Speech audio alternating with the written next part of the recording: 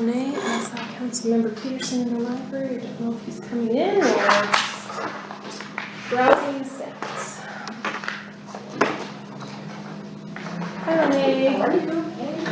Mary, did you see an email policy that I sent an hour or two ago? I did. Okay. I just read through it quickly, though. I didn't really study it. Yeah, it's we'll just go over it briefly. Yeah. Thank you so much. Appreciate that. She lives to serve, ladies and gentlemen. She really, really does. All day, every day. I was a waitress for 8 years, so. She had a Public Works Commission meeting at 7 a.m. this week, so. Was I whining enough about that? No, you were a trooper for. It was actually really nice, but it was kind of fun. 6 o'clock so I could listen to talk about sewer. No. Which, that's why I love this country, because I don't have to worry about my sewer and water like they have in third world countries. That's fair. So I have to sneak out a little early, so nothing against y'all, but I have another city meeting. Well, I guess we would probably start unless we're waiting on anybody else. No, we have a quorum, so you can start. Okay. Any particular way you guys want me to open, or just pretend that we're gaveling? I'm sorry, I've never had to chair anything before, so let's just go ahead and open. I've got the agenda items on my phone, so hopefully it'll be nice to me.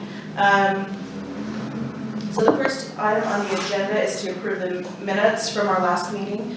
I did see those come through. I didn't have a chance to listen. Did anybody have a chance to review those? The minutes are an audio recording. We don't really, the written minutes are just a timestamp so the minutes go through, the audio starts at this point in the recording, and then introductions, elected chair and vice chair is one item, commission overview, schedule, collection development policy, upcoming programs, other more detailed introductions. So it really just points you to the audio file on YouTube. So we just say that we approve it and move to the next item? You would need a motion and a second, and then a vote. I move to approve. Anyone like to second? Thank you. Any objections to approve, a vote? Any disapproval? Okay, we'll approve the meetings and move forward. Thank you, Mary. Our next item is the Internet Acceptable Use Policy for the State Library. Charlene, did you want to introduce that for us? Yes.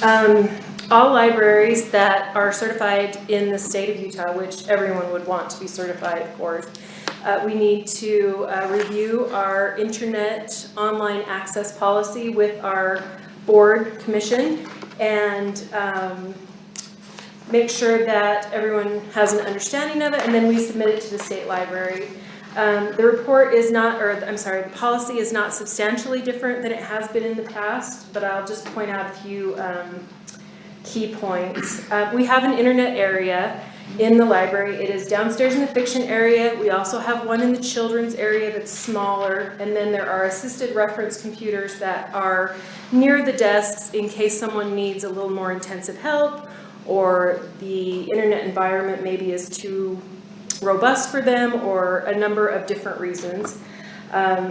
So we do not provide a private internet experience for anyone. That's not something that the library offers. And we hold certain standards of law to our internet usage. So most importantly, we comply with the Children's Internet Protection Act, or CIPA. And there are several things within that act. We also comply with Utah Code Title 97215, and that is just talking about libraries having this protection. And then CIPA requires us to address to, as best we can, that we block materials that are pornographic, that we block child pornography, and that we block material that is deemed harmful to minors or that is deemed obscene. Now, I've connected those different statutes in this back here. It's just informational. And so the way that people, we also block or prohibit images that show or depict scenes of graphic violence or other context which is reasonably determined to create a hostile environment for other patrons and staff. We have not really had much of, it has a disclaimer, unless such content has serious educational, scientific, medical, literary, or artistic value. We have had occasional people doing research on medical topics and things like that have brought up different things, but generally it is pretty cut and dried as to what is offensive in the area to others or not. So those are the things that we prohibit or do everything we can to block, whether it's our filter picking it up or whether it's visual or another patron reports somebody. We do use a technology protection measure, which is the word for filtering. Our filter is Palo Alto, that is the brand, and that is provided through our IT department.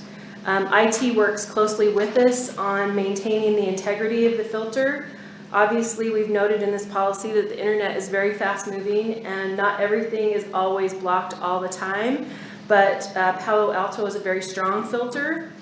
It will flag if something comes up that it is sees a warning on. We do have patrons ask occasionally for various sites to be looked at, to be taken off the filtering system.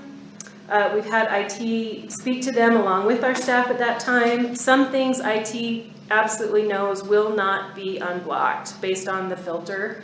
Other things, it may be a misunderstanding of what the site is, and if that is the case, IT would submit a ticket to Palo Alto and they would do it. It is not done in very real time because we are working with an outside provider, but we do appreciate the strength and the quality of that filtering service. So we rely heavily on our IT for that. You still have someone down there watching the internet area too. Ages ago when I worked here, I remember every so often I'd have to be stationed at the internet station. We don't have a desk there anymore, and we do have staff that moves around the area. They do checks, they have camera, and they also are in line of sight of some of the computers, but they do try and keep a good eye on it. Patrons occasionally report other patrons. It is not a very common occurrence for us to have someone who gets around the filter and is doing inappropriate things down there. They may try, we don't know about that, but generally the biggest conflict in the internet area is noise. Some want a very studious type experience, others do not want any kind of family in there. We do allow gaming in there. So it kind of just tailors the experience. Obviously the computer area is not nearly as robust as it was, say 10, 15, 20 years ago. 20 years ago people ran in for the computers. I wasn't in the library at that time, but not everyone had a computer at home. And now, you know, they either don't have a computer, it's something they can't do off of the phone, or they don't have Wi-Fi. You know, there's a variety of reasons, but they are lesser than they used to be. So we have a reasonable number of computers. People can spread out a little bit. Sometimes people have certain limitations or tolerance levels for other people that just kind of come with their individual circumstance. And so staff does at times have to referee that. But luckily, we have fewer and fewer instances of people trying to do anything inappropriate down there. That doesn't mean we aren't vigilant. We do take it very seriously, and the policy does address that if you are caught doing those things, you will you'll have your internet privileges removed, you could be facing legal action, whatever the situation calls for. One thing that we are working on with IT is how we would accommodate Utah State Code section 97215, which states that someone may ask for an unfiltered station for the purposes of research or another lawful purpose. They can't be a minor. And we cannot just turn off the filter at the library level. The IT help desk cannot turn off the filter. The IT division manager would have to, or one of the IT supervisors, they would have to identify one machine, which is probably what we will talk about doing. Identify one machine, make sure the IP address never ever changes, and that machine would only be available if the staff let you on the machine. It would not be available for general login, and it would be the one right by the desk. We have had people ask for that for researching their own medical conditions or doing some different kind of papers and more scholarly things, but generally we have just had to tell them, hey, we can't do it, so they kind of go away unhappy. Now, there's a chance that we could work with IT to provide one machine that is not available to the general public that could have that access. I talked to our IT network specialist last night about it, and it's something that they're exploring. The state code section does say may ask, doesn't say we must provide it, so we have not provided it in the past. When I first arrived at the library 10 years ago, they said, well, if someone really needs legitimate research, they may have to be working on a staff machine with staff there with them. And I don't think that happens very often, but that was at least purported to be a solution at that time. The only other point that we do not have any anticipation of privacy in a public internet space. So while we are certainly not after your bank statements, if we can tell that your screen is something nefarious, we will get in the middle of it. We will ask IT to capture that information for the future, and we will take the appropriate disciplinary action. So there's just no real expectation of privacy, and we want people to know that. There's also no expectation that you can save anything on a library computer. We have a system that wipes it after you log off. That is done for security reasons, so that anything you put in, whether it is your password to any site or bank information or your tax forms or anything else, is not accessible to anyone, including the public or the staff. We had a miserable situation in December, a very lovely lady who was very, very angry with us because she did not understand, and she lost her Christmas letter that she'd been sitting there typing. And she was headed to the mayor because it was not fair and it was not right. And we tried to explain. She was older and she was very, very, very frustrated. And we tried to explain that it's for everyone's protection, hers included, and she was not buying that at all. Luckily, the staff sat with her for the next 2 days, hours upon hours, trying to help her recreate that. And they did it cheerfully. They really did. They were just doing a Herculean effort, but that is something that we really try and convey to people. It's on the screen when you log in. So that has been a sticky point as of the last 6 months, but it's not a routine. And then the very last part of this that says the library has the right to terminate, limit, or discontinue internet service at any time for any reason. We do not intend to ever do that, but we've had to redo computers and redo wiring and networking. And for whatever reason, if the system is down, the system is down. And so we have to do a wholesale shutdown. Again, it happens very, very infrequently, but we would have to make that decision. It's not a promise or a guarantee that you can have it every single day that the library is open or every single hour. It's just based upon what we can offer with the best practices and resources that we have. So that's just a quick overview of the policy. So if there are any questions about that, we can talk about that now.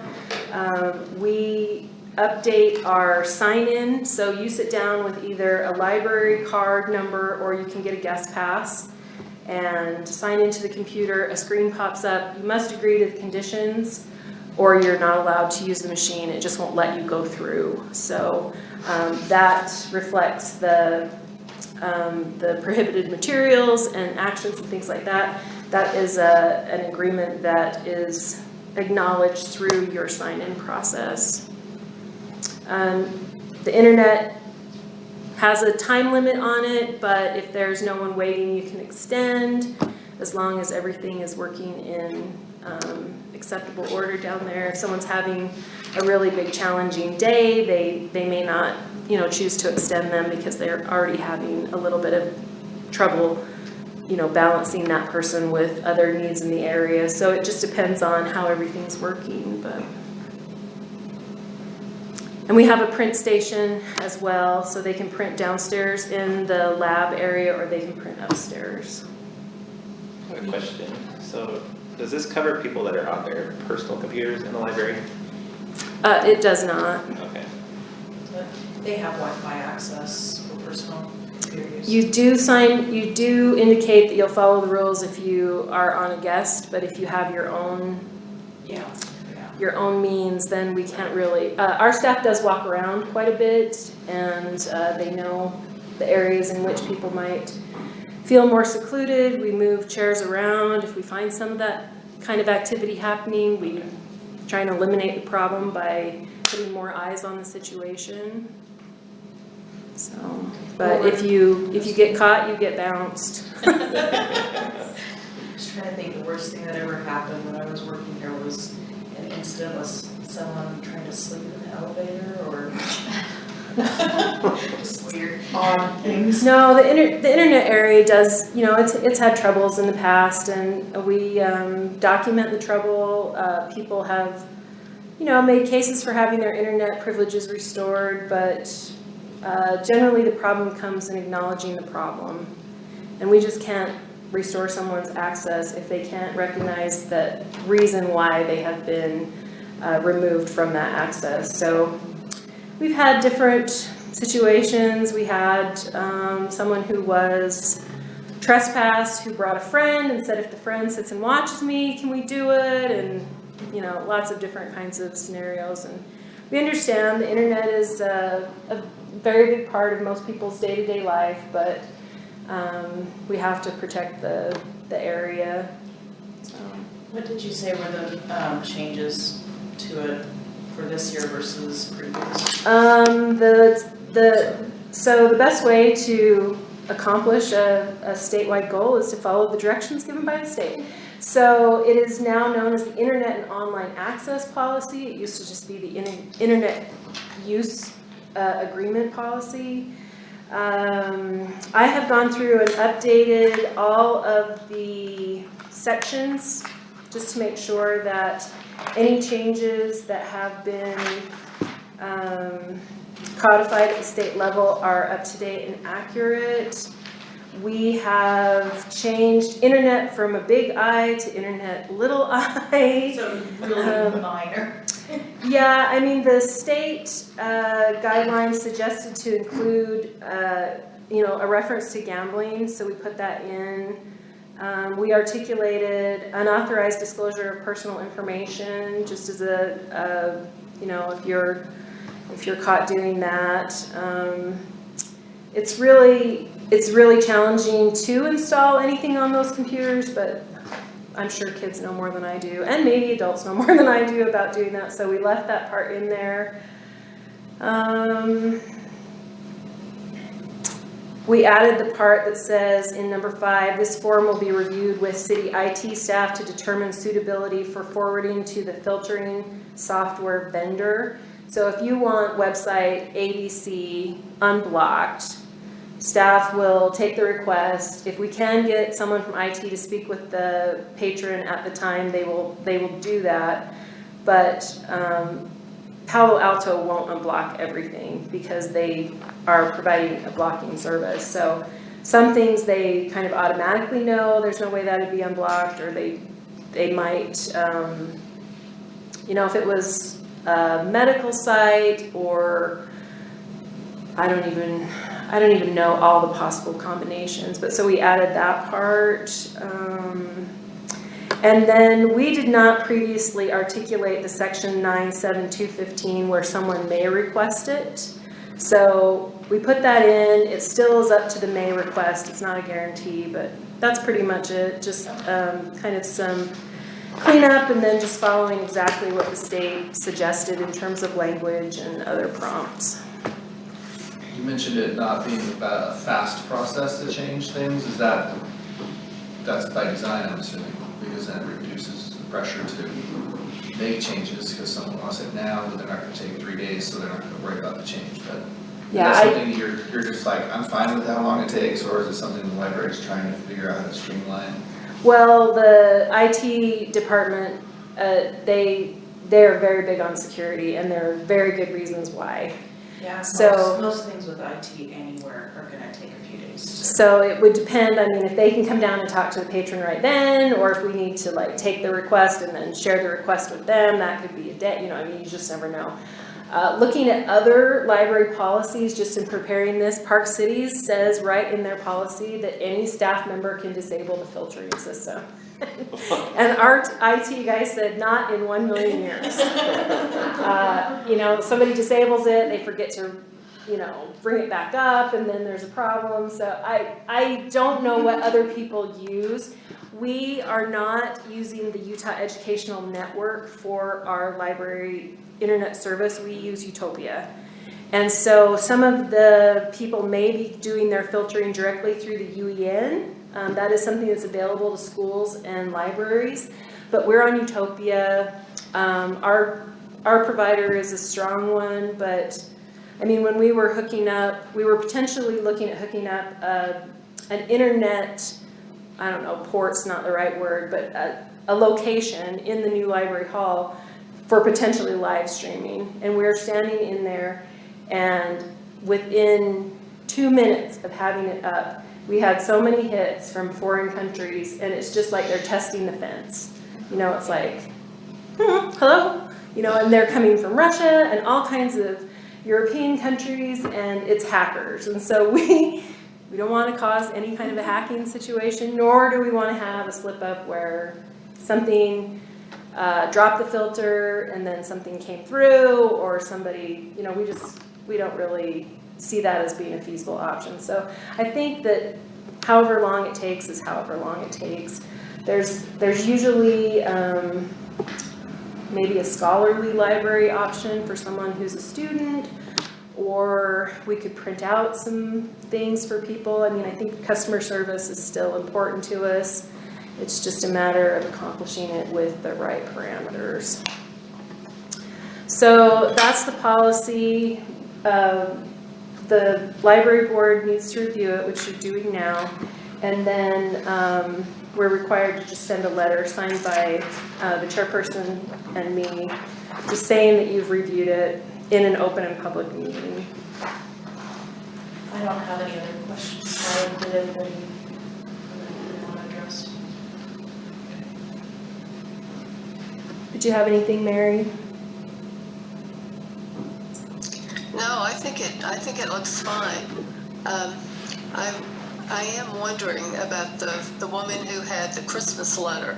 So do you have the possibility of people using a thumb drive and being able to save their document on a thumb drive? Could she have taken it away? Yes, we absolutely encourage that. We have some thumb drives at the desk if people need to borrow one. You can email it to yourself, you can put it on a thumb drive. There's a number of options, but you just can't log off the machine. Once you log off the machine, it is gone. So Yeah. She didn't realize that part. Yeah, that seems quite obvious to most people, I would think. But what about, okay, and then this is different because this is a different issue. What about thumb drives that may have viruses on them? What do you do to make sure that the machine itself doesn't get infected when somebody is bringing in a thumb drive that may have all sorts of viruses? Well, ultimately, they recognize that that's part of the process. There is virus protection on the machines. And then I think it may be part of the wiping process that happens when you log off. But they definitely don't like you to plug anything into the city's network. So, I mean, they don't like you to do that with a thumb drive. But this is a public area. They've set it up accordingly. They recognize people have to bring it in on a thumb drive or their email or something like that. So, But but you don't have some sort of a system where somebody's thumb drive is run through some software that might catch viruses then before it's used. I'll go down and try it and report back. I'm not recalling that, but My guess is that They filter update. is probably pretty strong and it helps block a lot of this, but definitely the wiping of the computer afterward. I mean, you can ask IT, but I think they've probably gone through that scenario with that prototype. But I'll go down and try it and see if it scans as we go, or if they address it once it's been introduced to the machine.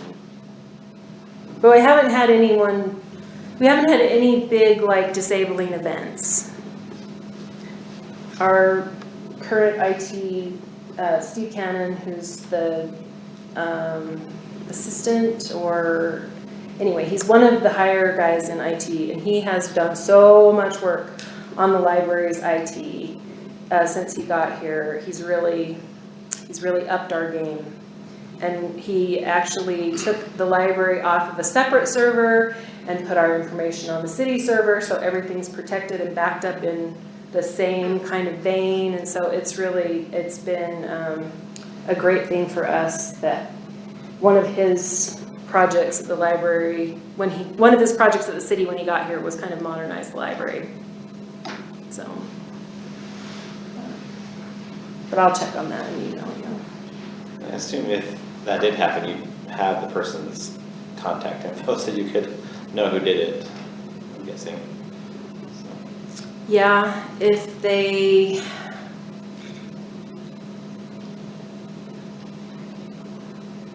yeah, they should be able to do that.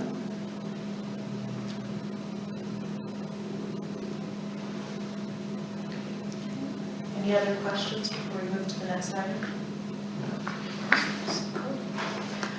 All right, programs, events, and displays. I'm gonna turn that back over to you, Shirley, again. Yeah, I just wanted to quickly bring up some key things that are coming up. Summer reading is probably the biggest. It's right around the corner, and the theme is Oceans of Possibilities. We'll have programs available for children, teens, and adults. This year we are following the national summer reading theme. It's the same if you follow it. You can always choose a different one, but this year we are going with Oceans of Possibilities, and they've got some exciting things planned. It starts off, the kickoff is 2 aquatic fossil shows, and then some lots of different activities for families and kids, some of which you can come at a certain time to do, others you can come anytime to do. And then we bought a new program called Beanstack to help track the progress of summer reading, and that makes it a lot easier for families to focus on earning their rewards. We did have, we take feedback every year. Some people felt like we had swung too much towards attending all the events and doing all the challenges, and they wanted more of a reading core involved in it, so the staff has tried to balance that out. So that's an exciting one. The big finale party, if you earn enough points, is a pool party at the Sarah Pool, so they're excited about that. We have story time. It is on hiatus right now, but it comes back in June, and we will have story time in the library on Tuesday and Thursday, and it will be out at the stage at the park on Wednesdays. Parents really did enjoy that last year. We did it last year more for COVID than anything, but people loved it. We found that it reached an audience that was just going to the park or the playground, so that is something we're looking forward to. There is a possibility that Boys and Girls Club could be coming back to do maybe 1 meal a week in the park. I think their COVID funding has probably started to wane as well, so it won't be all the times that they fed people last year, but that might be something as well. We have a good number of concerts and other events coming up. We had the Turtle Island Quartet last night, and they were fabulous. I snuck out of council early to go over, and it was amazing. We have Chantinette's coming up on May 20th, and a few other groups before they kind of focus more on the daytime programming of summer. So we will have some rentals, of course, and other things in the hall. And then they do hiatus again a little bit for story time in August, because we see our numbers dip in August because everybody either goes back to school or they remember that they forgot to take a vacation, so they all go on vacation. We're closed this Friday and Saturday for carpet install, carpet cleaning, and drying. The carpet vendor really wants us to give it a chunk of time to dry, which is why we'll be closed on Saturday as well. But we hate to close, but that is happening. I did want to talk a little bit about displays. I printed out all of our displays and just talk a little bit about our philosophy on displays. So we have displays that are recognizing maybe some national themes or months or designated times and opportunities. Some things are just purely for fun. Some things come up as they relate, say, to summer reading or other topical events. So we have events coming, let's see right now, let me tell you what's in, what is happening right now. We have Asian American and Pacific Island Heritage Month in both adults and children's. We have amusing book titles, which is a fun one. We have a lot of displays throughout the library, so it is a really good opportunity to just highlight some things or put some things out that might pique people's interest. We have historical mysteries going on in the fiction area. We have, let's see, Jewish American Heritage Month. There's been some things for Mental Health Awareness Month. Children's has had mythical creatures in one of the displays. Lots of different things. We had a lot of topics last month for Earth Month. They had Earth Month / Citizen Scientists. It was National Poetry Month, so we had some poetry things. They threw together a really fun May the 4th display. It was kind of impromptu, but they had time to do that. They highlighted fairy tales, reading around the world, Arab American Heritage Month. So they kind of hit lots of different topics. Coming up, we have some things on display for Pride Month in June. We have quite a few things on display for summer reading. We will have some things on display for short stories. We will have some things on display for Flag Day, as well as an ocean theme display to go along with summer reading. We have a Father's Day display. Mythical creatures will stay up in the niche, and then we have some things on for Juneteenth. So I want you to be aware of what we're doing. I can tell you some of the reasons why we do it. We want to help people who feel like they're potentially underserved in the community. We want to bring awareness to lots of different types of citizens who live in our community, lots of different topics, and lots of different ideas. We've changed a few things this year. We're going to do a bigger Father's Day display in response to some suggestions we got last year, maybe a bigger Flag Day display. We are doing fewer displays for Pride Month, and we will not have Pride on the children's main. So those are some things that we have made adjustments based on some feedback we got last year. I'm happy to share other months coming up. We have a do-it-yourself topic coming up, back to school. There's a celebration of Agatha Christie, Hispanic Heritage Month. There's a Food Glorious Food of cookbooks. As you get towards the Halloween holiday, there's Halloween things and Grim Reaper and National Family History Month, Native American Heritage Month. the NaNoWriMo for the National Writing Challenge Month. We have all of the holidays coming up will be featured. There is, let's see, Veterans Day, we have one. It is a little bit harder to do a display for just a day, so the way that displays work is whoever is in charge of that display area, and they are all the reference areas. Outreach usually does displays based on our programming. Circulation does do a display of highlighted items on the old hold shelves because we got new hold shelves. So circulation does have one area, outreach does events and publicity, and then the reference areas do their areas. And reference includes children's, teens, media, all of that.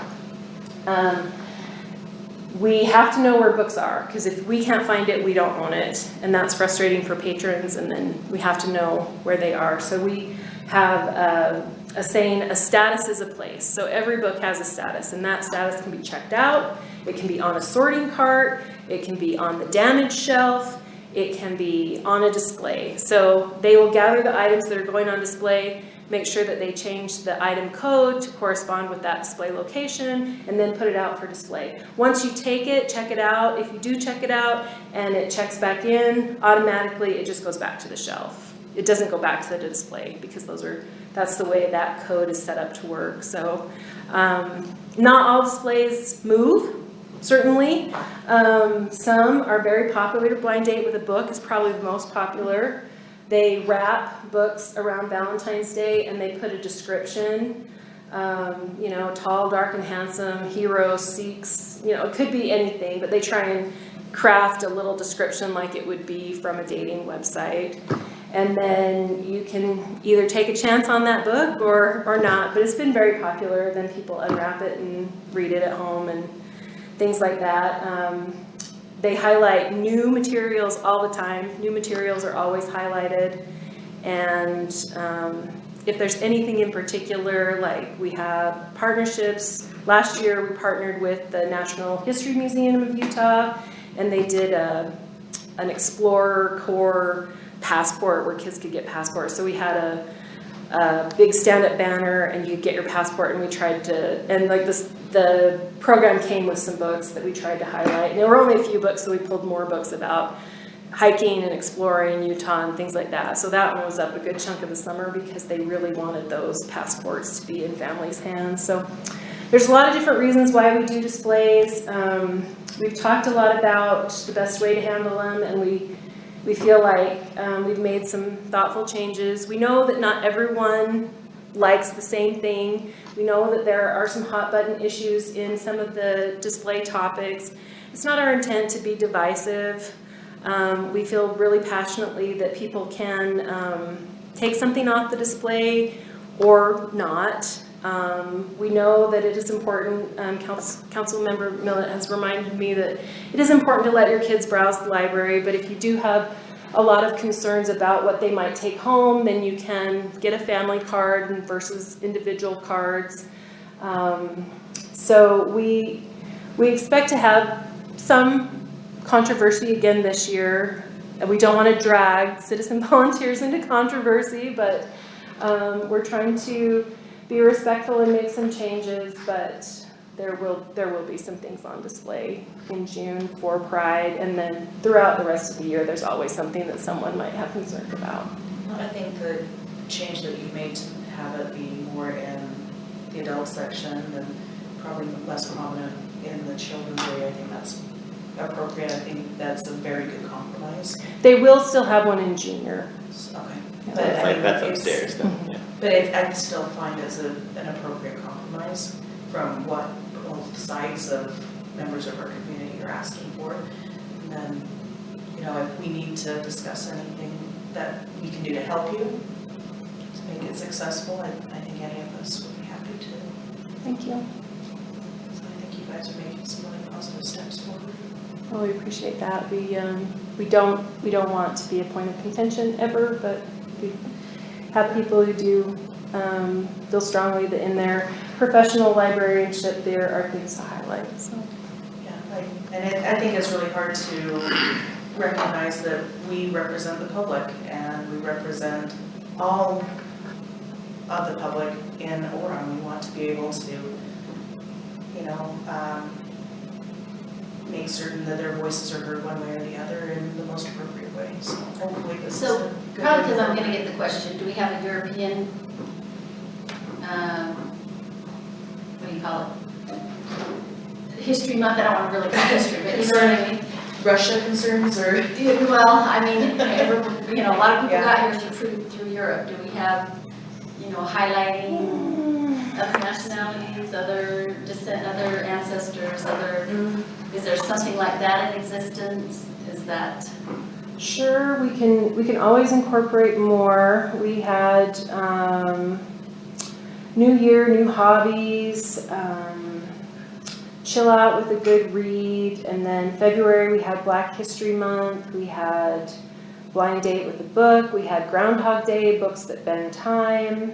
I see what you're saying though. Valentine's I guess I'm saying Day. like potato famine, which brought a Yeah. whole bunch of Irish Americans, or. I can see There are other questions that are gonna historical- be more European centric. Nationalities Yeah. that probably people will say, why aren't they represented? Yeah, Or can yeah. we represent them? Maybe we need to bring some awareness to those, especially with that, right? That was a huge influx because of the calamity. We do have those, but they're kind of more around a day. I think that's what you're saying. You normally do something on this one I don't think day. we have a specific holiday. We do some around days, it's a harder one, but we have a very creative staff and they can certainly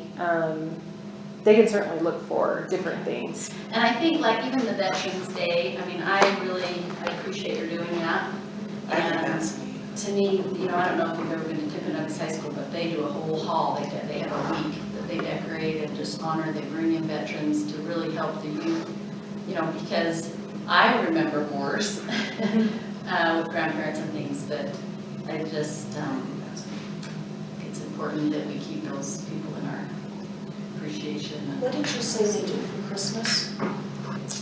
Christmas, everything is kind of sketched in, but there's not everything filled in yet because there's always good opportunities. They just do, right now it's just holidays, winter holidays, and then some open Yeah, that opportunities. might be a good place to put some of these others, like a Christmas around the world or different nativities around the world. That might be a good place to bring in some of these. Yeah, That would be one way we could address that. introductions to other cultures. Yes, yeah.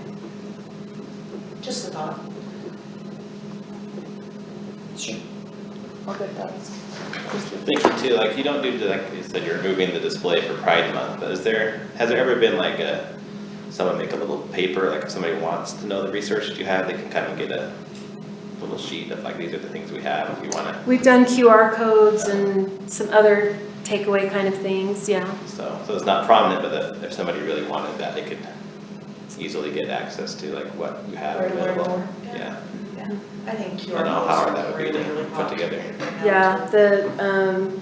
the person who buys from the travel collection, she just did a travel display and it was supposed to be up for a week, but they left it up for 2 weeks because it was really good. She'd done a lot of work and it had a QR code that would take to some really interesting resources and it was really good. She put a lot of work into that, and so there can be a lot of different ways to connect people with more than just the display. I've seen your bookmarks, I can't remember, what was that, in the books about monsters, or books about, Book lists, book yeah. lists. To me, that would be kind of a good, And there are book lists on the website That's too, true, yeah. and some read-alikes and different things like that.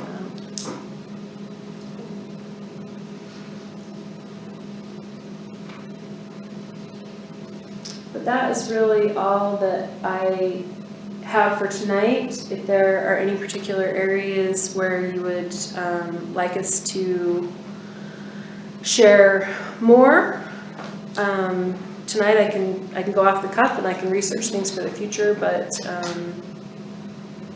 we're going to be selling Summerfest wristbands at the library to reduce the price of the carnival wristbands by $5. We like stuff like that because it helps bring people into the library. The holds are going really well, really robust. We are at the, oh, I just lost Mary. My battery was low. Can I grab one of those? Yeah. Oh, Oh, this one? thank you so much. Thanks for everything, guys.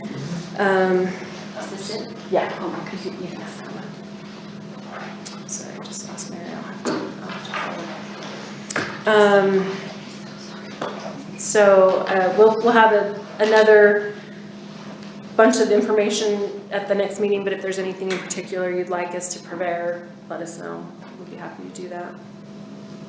Oh, that means I lost my Zoom too. I don't think I have anything particular, anybody else? Is that a quick question? So I know I saw that they're gonna redo City Hall. Is that gonna affect the library at all or not really?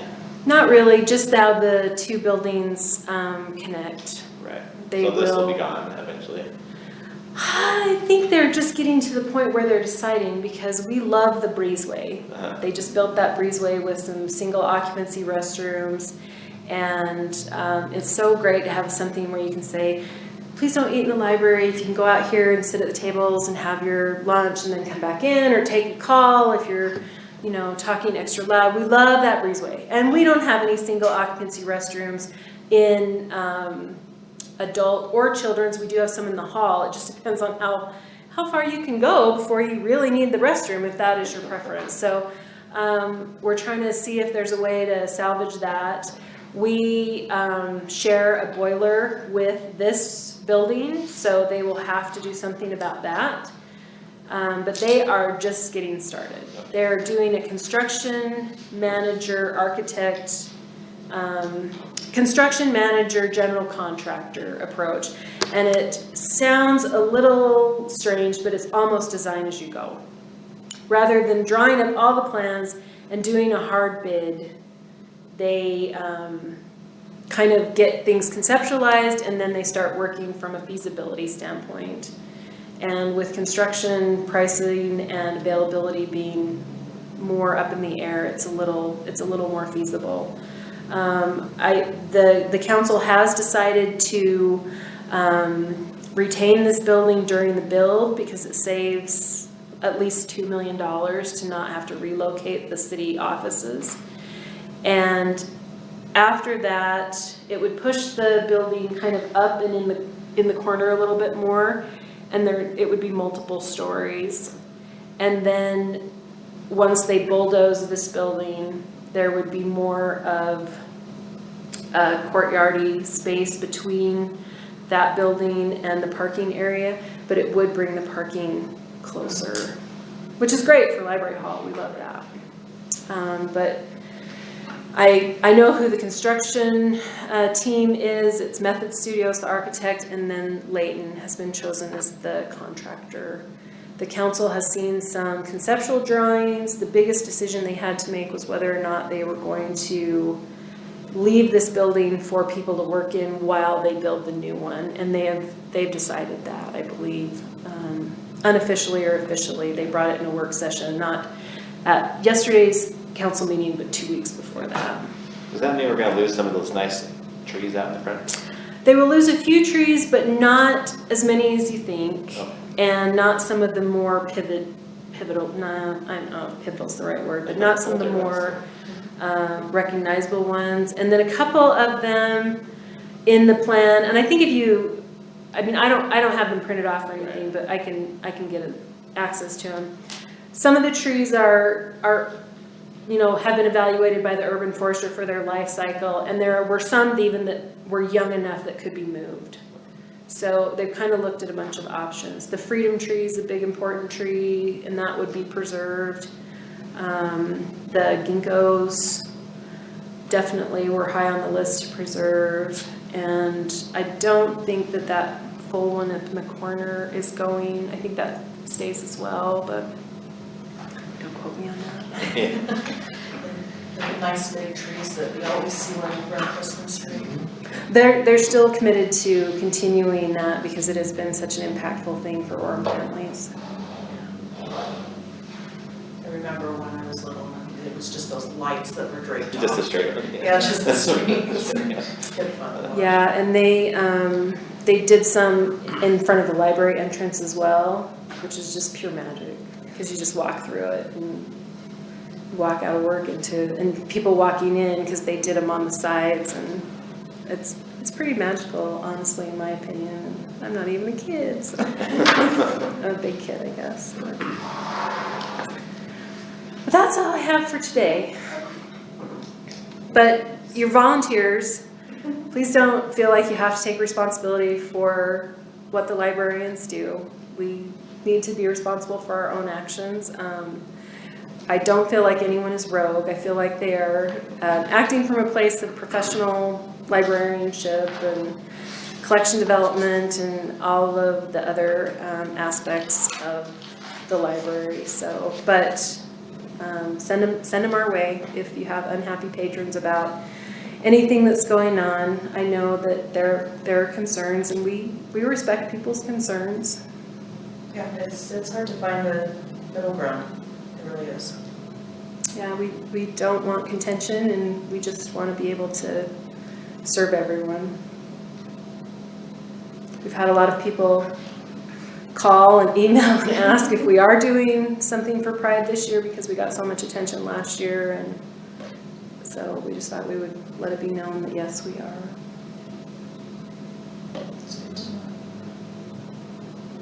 Any other questions from anyone else? So is there anything like we can do like, for these events coming up, like volunteer-wise? Is there anything you need help with? Yeah, we can put together some things for summer reading and let you know what might be good opportunities to serve, and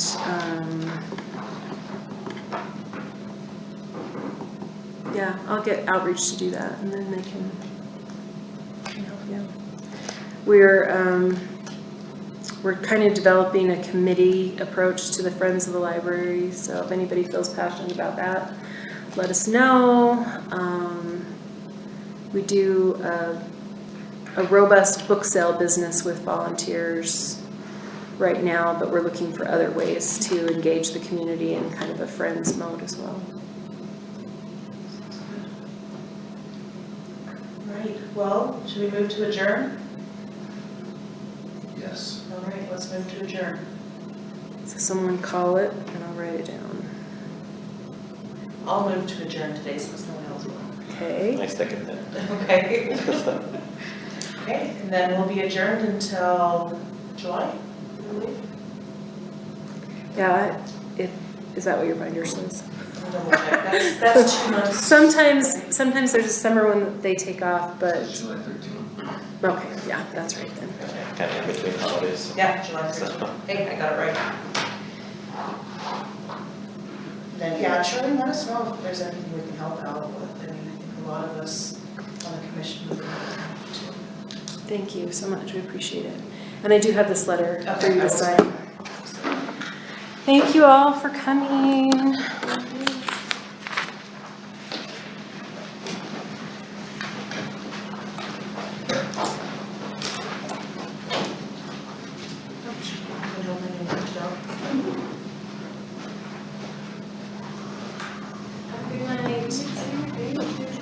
Thank you so much.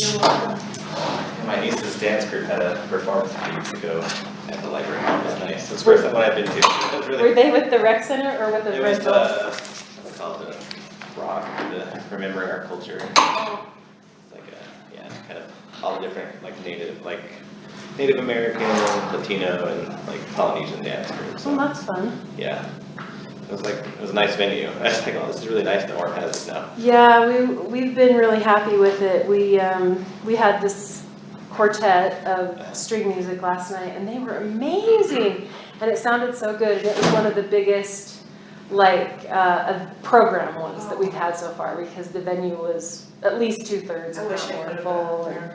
So it's exciting to have those opportunities, and they hosted the city hosted the National Day of Prayer there, and Matt and Savannah Shaw were there, and it sounded good and it felt good, and we want it to be for families, and so everyone has a chance to grow up with some arts experiences, and we hope it makes people, patrons of the arts and other things, and it's nice. They just need some room to spread out sometimes, and the city uses it a lot. They use it for jury selection. I mean, everybody uses it, but We're so appreciative to have it, really. Yeah, it's awesome, It's so. great, but thank you so much.